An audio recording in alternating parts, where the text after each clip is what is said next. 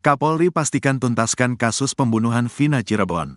Kapolri Jenderal Listio Sigit Prabowo memastikan akan menuntaskan kasus kematian Vina dan pacarnya Eki, Cirebon yang tewas pada 2016 lalu. Termasuk Polri melakukan pendalaman terkait sejumlah laporan yang masuk ke Bareskrim Polri soal perjalanan penyidikan kasus tersebut dari Polda Jawa Barat. Kasus yang ada yang saat ini sedang berjalan, tentunya Polri menindaklanjuti. Beberapa waktu yang lalu ada laporan di Bareskrim terkait dengan proses perjalanan yang di Jawa Barat dan saat ini pendalaman sedang kita lakukan, kata Sigit kepada wartawan di kawasan Ancol, Jakarta Utara, Rabu, tanggal 17 Juli tahun 2024. Sigit mengatakan saat ini tim dari Bareskrim, Propam dan Itwasum Polri juga sudah turun untuk melakukan pendalaman lebih lanjut. Walaupun itu sudah terjadi 8 tahun yang lalu ya, 2016.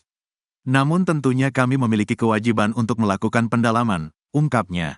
Lebih lanjut, Sigit mengatakan pihaknya akan transparan dalam kasus tersebut dengan fakta-fakta yang didapat oleh Polri. Kemudian pada saatnya setelah semuanya lengkap, kita akan sampaikan kepada masyarakat secara transparan tentang fakta-fakta yang kita temukan, jelasnya. Seperti diketahui, kasus pembunuhan Vina di kota Cirebon kembali mencuat setelah film yang diadaptasi dari kasusnya, Vina, sebelum 7 hari, dirilis dan menjadi perbincangan hangat. Kasus ini sejatinya terjadi pada tahun 2016, ketika Vina diruda paksa dan dibunuh oleh sejumlah anggota geng motor. Dalam kasus ini, polisi telah menangkap 8 dari 11 pelaku.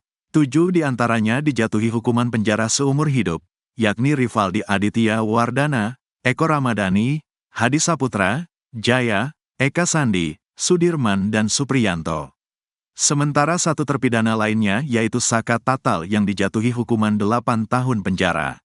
Setelah 8 tahun, 1 DPO atas nama Pegi Setiawan alias Pegi Perong ditangkap polisi pada Selasa, tanggal 21 Mei tahun 2024, malam.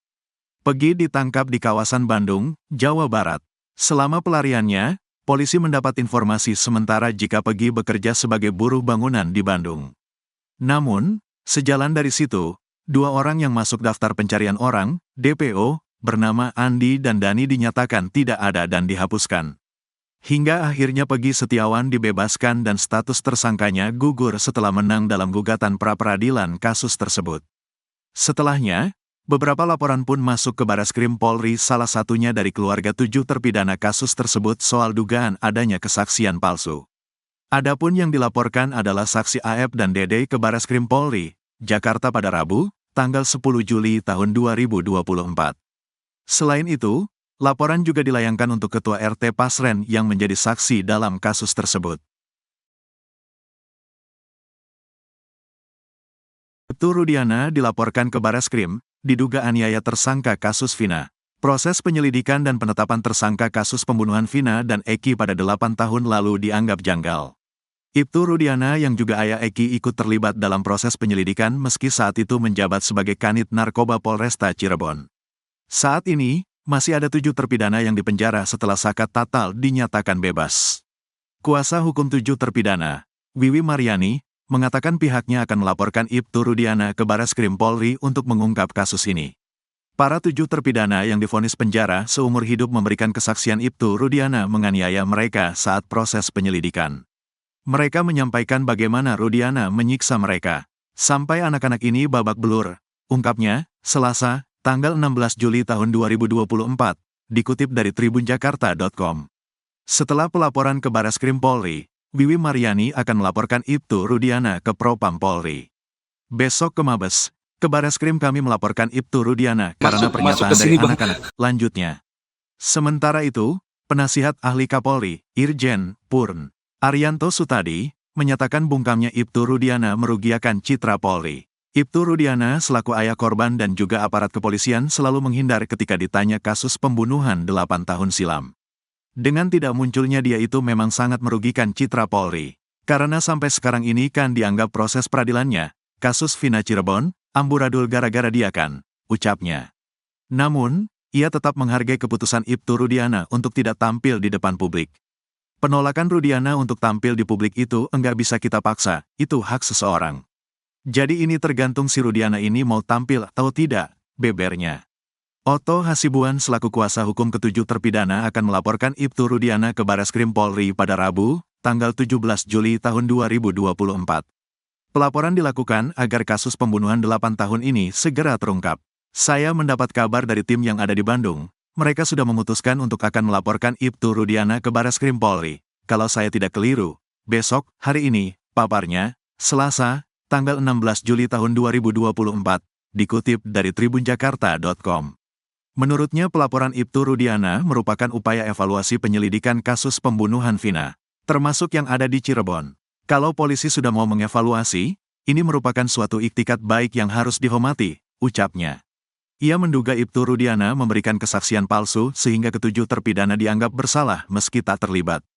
Dalam mengevaluasi itu tentunya berbagai hal bisa terjadi. Umpamanya apakah betul di sini ada kesaksian palsu dari Ibtu Rudiana atau tidak, tuturnya. Tujuan dari pelaporan ini agar proses penyelidikan yang diduga keliru dapat segera diperbaiki. Teman-teman dari tim kita bersepakat dan menyimpulkan bahwa agar ada pintu untuk menjadi terangnya perkara ini, mereka bermaksud untuk melaporkan karena teman-teman menduga ada dugaan kesaksian palsu di dalam kasus itu, pungkasnya.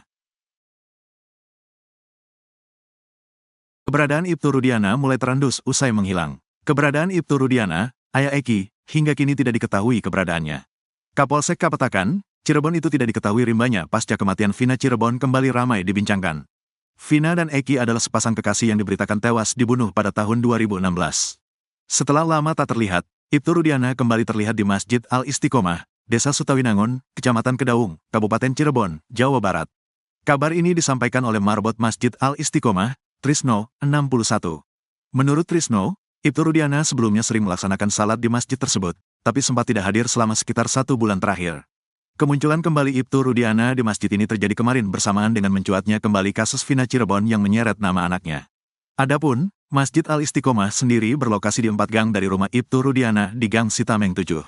Saya nggak kenal lama ya, cuma lihat wajah aja. Enggak pernah ngobrol, tahu wajahnya saja, ujar Trisno saat ditemui di masjid pada Senin, tanggal 15 Juli tahun 2024, malam.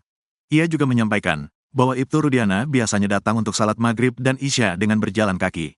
Sering ke masjid, dulunya, tapi agak lama 1 bulan, terakhir, enggak ke sini, baru kemarin, lagi, berjemaah di sini lagi. Sehari doang ke sini, ucapnya. Meskipun sering melihat Ibtu Rudiana di masjid, Trisno mengaku tidak pernah berbicara langsung dengannya.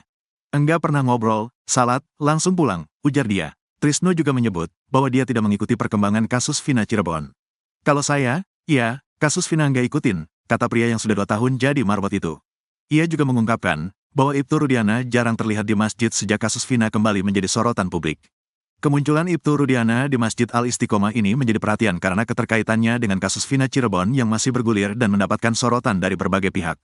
Masyarakat sekitar berharap agar kasus ini segera menemukan titik terang dan memberikan keadilan bagi semua pihak yang terlibat. Menurut penelusuran rumah Ibtu Rudiana, ayah dari Eki yang menjadi korban pembunuhan bersama kekasihnya, Vina, pada tahun 2016, dilakukan pada Senin, tanggal 15 Juli tahun 2024, siang. Rumah tersebut terletak di Gang Sitameng 7, Desa Sutawinangun, Kecamatan Kedaung, Kabupaten Cirebon. Setibanya di lokasi, suasana di sekitar rumah tampak tenang. Rumah sederhana yang berada di gang sempit ini tampak sepi, tanpa aktivitas yang mencolok. Pagar rumah berwarna coklat tertutup rapat. Pintu rumah pun terlihat sama, tertutup. Ada 2 kendaraan yang terdiri dari 1 roda 4 dan 1 motor terparkir di garasi. Hingga menunggu kurang lebih setengah jam, tidak ada tanda-tanda keberadaan Ibtu Rudiana di rumah. Beberapa tetangga yang ditemui enggan memberikan banyak komentar terkait keberadaan Ibtu Rudiana dan keluarganya. Salah satu warga sekitar hanya membenarkan bahwa rumah Ibtu Rudiana berada di Gang Sitameng 7. Ya benar, di situ, ujar salah seorang warga yang tidak menyebutkan namanya itu, Senin, tanggal 15 Juli tahun 2024. Penelusuran ini dilakukan menyusul perkembangan terbaru dalam kasus pembunuhan Vina dan Eki, di mana Pegi Setiawan, yang sempat menjadi tersangka, baru saja dinyatakan bebas setelah gugatan pra-peradilannya dikabulkan oleh Hakim Tunggal Eman Sulaiman di Pengadilan Negeri Bandung. Kasus yang telah berlangsung hampir 8 tahun ini kembali menyita perhatian publik setelah berbagai fakta dan bukti baru muncul dalam persidangan. Tim kuasa hukum Pegi Setiawan bahkan menuding adanya kejanggalan dalam penyidikan awal kasus ini, termasuk dugaan tidak ditampilkannya rekaman CCTV yang bisa menjadi bukti krusial. Meskipun demikian, hingga berita ini diturunkan, pihak keluarga Ibtu Rudiana belum memberikan keterangan resmi terkait penelusuran yang dilakukan maupun perkembangan terbaru dari kasus tersebut.